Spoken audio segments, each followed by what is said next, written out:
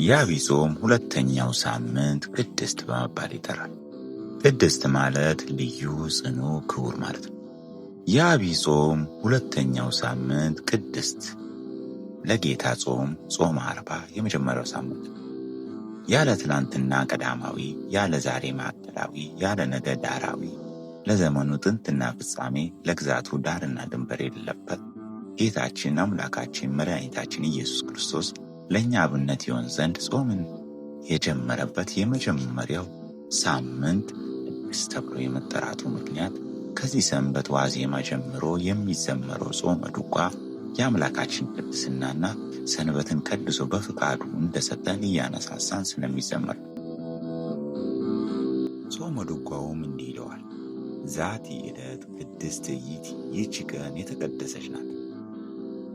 ሰንበትዬ ቅድስትዬ እንተ ያረፍኩባት ቅድስት ሰንበት ናት።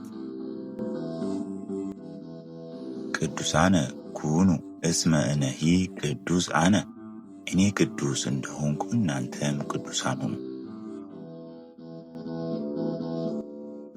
አብ ቀደሳ ለሰንበት፣ አብ ሰንበትን አከበራት ቀደሳት።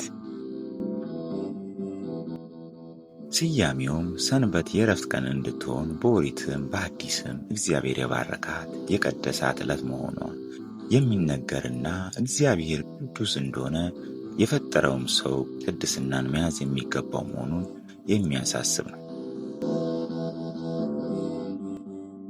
በክርስቶስ ደም የተቀደስንና የእግዚአብሔር ማደሪያ የሆነውን ሰውነታችንን በዓለም ከሚገኘው ርኩሰት መጠበቅ የሰማያዊ ርስት ወራሾች ያደርገናል።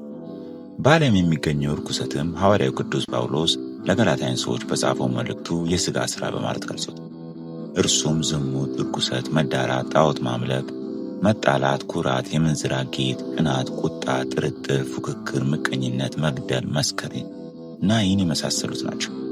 እነዚህን የሚያደርጉ ሰዎችም ከመንግሥተ እግዚአብሔር ውጭ እንደሚቀሩ ሲያስረዳ አስቀድሜ እንደነገርኳችሁ ይህን የሚያደርጉ የእግዚአብሔርን መንግሥት አያዩም ይላቸዋል።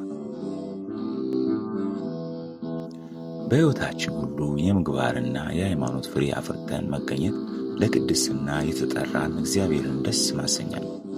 እነዚህንም ነገሮች ቅዱስ ጳውሎስ የመንፈስ ፍሬዎች ብሏቸዋል። እነርሱም ፍቅር፣ ደስታ፣ ሰላም፣ ትዕግሥት፣ ምጽዋት፣ ቸርነት፣ እምነት፣ ገርነት፣ ንጽሕና ናቸው። እግዚአብሔር ማደሪያው ይሆን ዘንድ የመረጠውን ሰውነታችንን እርሱ የሚከበርበት ሥራ ልናደርግበት ያስፈልጋል። እግዚአብሔር በምሕረቱ ይመልከተን። መልካም ጾም።